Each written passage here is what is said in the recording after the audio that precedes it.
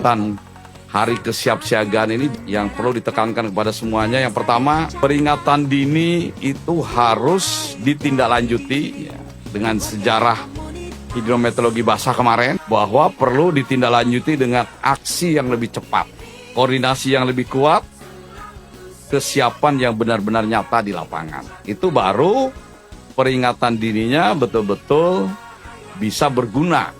Karena sia-sia aja kalau kita hanya memberikan peringatan tapi tidak ditindaklanjuti dengan rencana aksi. Kemudian yang paling penting, keselamatan masyarakat bergantung pada seberapa siap kita bertindak sebelum bencana terjadi.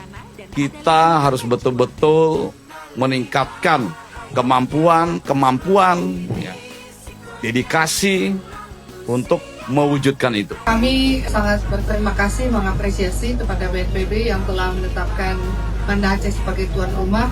Karena apa? Kami ini punya pengalaman masa lalu yang cukup panjang, sehingga kota yang tangguh bencana adalah kota di mana kita meminimalkan dari dampak bencana itu.